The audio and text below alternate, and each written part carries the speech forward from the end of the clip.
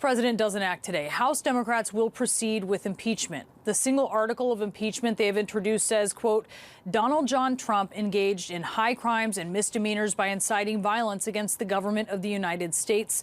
He also willfully made statements that in context encouraged and foreseeably resulted in lawless action at the Capitol. We could be seeing a vote on that here in the coming days. Bring it right to the floor, and it will be considered by the full House, and I expect that he will be impeached. He will be the first president in history to be impeached twice. We need to make it clear that there is a consequence to what happened on Wednesday. For those who say we should look the other way or we should move on, to do that basically says that what they did was okay. Now, as for President Trump, there has been silence. He doesn't have Twitter or Facebook or Instagram, but he does have a briefing room in his house, the White House, and we could hear from him today. Democrats, meanwhile, are also pushing for accountability from members of Congress, and that could involve the 14th Amendment, which calls for the removal of any member of Congress who, quote, shall have engaged in insurrection or rebellion against the same or given aid or comfort to the enemies thereof. A resolution in the House would undoubtedly target Senators Ted Cruz and Josh Hawley, as well as a handful of other senators. And of course, there were more than 100 Republican House members who also went ahead with objections to the electoral vote, even after domestic terrorists stormed the Capitol. We're seeing now some new video from inside of the Capitol during the insurrection and also just outside of the Capitol. The FBI is acting on as many as 40,000 digital tips so far as they're looking to make more arrests. And among the questions that federal investigators are trying to answer is whether members of current law enforcement or the military were also involved. And after seeing rioters with zip tie handcuffs, they're wondering that if part of the plan here was actually to take hostages, which could have included the House Speaker Nancy Pelosi or Vice President Mike Pence. Now, law enforcement is also preparing for the immediate future as they prepare for the inauguration and this possible threat of new violence. In Washington, officials are closing the Washington Monument now through January 24th. The House Speaker made the call, but will the Vice President answer? Nancy Pelosi has given Mike Pence one last chance to invoke the 25th Amendment to remove the president. And if he does not respond in time, Pelosi pledged impeachment would be the way forward. I want to bring in CNN congressional correspondent Phil Mattingly, who is covering all of this from the Hill. And Phil, the resolution authored by Democratic Congressman Jamie Raskin it was actually introduced this morning. So give us the main points here and tell us what happens next. Yeah, so Brianna, you really have kind of two resolutions moving on a parallel track right now. You have the 25th Amendment resolution by Jamie Raskin, a Maryland Democrat, that basically implores Vice President Pence to invoke the 25th Amendment. Democrats tried to pass that today by unanimous consent. It was blocked by Republicans. They will pass it with the full House in an up or down vote tomorrow. Then you have the impeachment resolution, also introduced today. Jamie Raskin, one of three Democrats, David Cicilline and Ted Lieu, also sponsoring that. You read pieces of it, about 4 pages long, with one primary charge, and that was incitement that led to an insurrection. Here's the reality. Even though Vice President Mike Pence has been given by Speaker Pelosi 24 hours to respond related to the 25th Amendment, every Democrat I am talking to on Capitol Hill fully expects to vote on impeachment on Wednesday. They fully expect to impeach the president on Wednesday. And at this point in time, the biggest question is not whether or not they're going to have the votes. They know they're there. They're already past the 217 vote threshold they would need just in co-sponsors alone. What Democrats are eyeing right now is Republican support. I'm told several Democrats with relationships with House Republicans are reaching out, trying to get them to come on board. And something I can't underscore enough, you showed those videos, Brianna, as the days have played out in the wake of January 6th, members on both sides of the aisle have gotten angrier and angrier and angrier as they recognize that this wasn't just a group that turned into a mob and got a little overwhelmed and decided to break some windows. This was very real, this was very dangerous, and the consequences, while catastrophic enough with 5 people dead, could have been significantly worse. And so I think right now all eyes are on not whether Democrats will impeach President Trump. That seems all but certain at this point on Wednesday. It's how many Republicans will join them. A very good question. We know you'll be tracking that. Phil Mattingly on Capitol Hill for us. We have yet to hear the president's reaction to this prospect of a second impeachment, and that is largely because social media knocked Trump off of his soapbox. We are, though, hearing from White House insiders. Let's check in with CNN Chief White House correspondent Jim Acosta on that. I mean, what is happening behind the scenes here, Jim?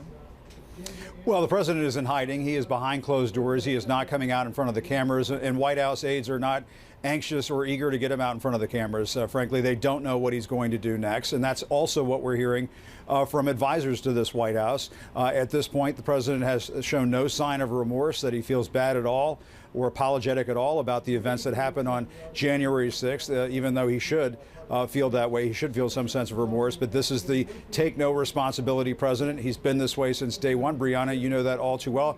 He's not going to change his stripes in that regard. Now, as for what Phil Mattingly was talking about in terms of the 25th Amendment a few moments ago, we do know from talking to our sources over here that Vice President Mike Pence is keeping that on the table as an option, as a way to sort of say to the president, listen, if you get out of line and do something insane one more time, this 25th Amendment is a live option.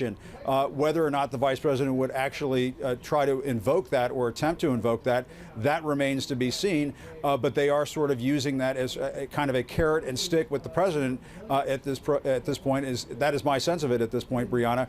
Now, in terms of the president, he and his top aides, they want to try to go out with some semblance of, I guess, whatever dignity they have left. They are planning a whole slew of events throughout this week. He's going to go down to the border tomorrow to talk about the border wall and try to highlight that, even though it's a promise broken. He used taxpayer money to build portions of the wall on the border. He did not have Mexico pay for the wall. And he wants to point to what, other things that they consider to be deemed to be accomplishments over here. But at this point, no sign whether or not, as you were just mentioning a few moments ago, Brianna, whether or not the president will come into the briefing room, whether or not the president will get out in front of the cameras. There's just no indication of that at this point. And it's in large part because he knows the questions that are coming, Brianna. He knows we are going to ask him about his role in those riots and that attempted coup that occurred last Wednesday.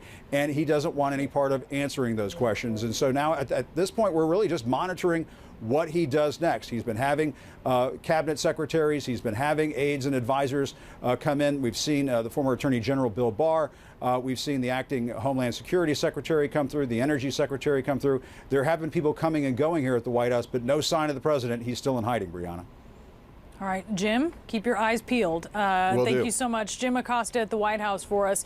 As I mentioned, impeachment is the second choice, Democrats say, for them. House Speaker Nancy Pelosi says impeachment could be avoided if the 25th Amendment is invoked. The amendment was adopted after President Kennedy was assassinated and is meant to remove a president who is physically incapacitated. So how specifically could the 25th Amendment be used to remove President Trump? I want to bring in CNN senior legal analyst Laura Coates, who is joining me with some answers.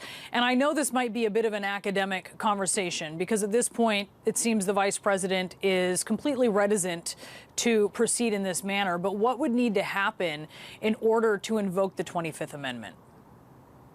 Well, it provides for two vehicles. Number one, the vice president could talk with a majority of the members of his cabinet of the president of the United States, and they could decide together to invoke the 25th Amendment. Or the second avenue that was available is that the vice president could, along with a congressional body, a committee of some sort, could actually work together. Now, the problem is that that congressional body was never actually formed. In fact, Congressman Raskin a few years ago, and as recently as last October, tried to create that very mechanism, that very committee that would be called for in the 25th Amendment to say, look, you can bypass the cabinet and go to an independent, nonpartisan group of people, which includes medical professionals perhaps and others, to suggest and confirm whether the president indeed has capacity. Now, why would you want that angle as opposed to the cabinet? Well, because the cabinet, of course, Brianna, serves at the pleasure of the president of the United States, and therefore the loyalty issue might sometimes cloud the judgment, as many think is happening right now with Vice President Pence. Well, certainly. And the 25th Amendment is not the only amendment that could be used against President Trump. The 14th Amendment is cited in the article. And in essence, it says that no federal officer, quote, shall have engaged in insurrection or rebellion against the same or given aid or comfort to the enemies thereof. So what is the process in order to use the 14th Amendment? Well, a little bit of the history. This was actually coming about after the Civil War, trying to have a way to prevent those who were Confederates able to join the actual Congress of the United States. The rebellion, the insurrection was the Civil War. And of course, the enemies they're speaking about was the Confederate members who tried to divide the United States of America. Here we have a little bit of a different quandary here. You don't have the official declaration of these insurrectionists whose behavior, which certainly is antithetical and violent to the premise of our democracy, have not been officially declared enemies. That might not be the requirement because, of course, this is a prospective punishment. It's saying this person, whoever has engaged this behavior, whether it's the president or anyone else, cannot prospectively hold office and should not have it now. There's a time constraint right now because the president is only in office for what, a matter of a little bit more than a week. So this is a way of having that symbolic censure, the ability to say, look, you cannot have the pleasure, have the right, have the privilege of being able to represent the United States of America if you have tried to undermine it, and in this case, fatally. Finally,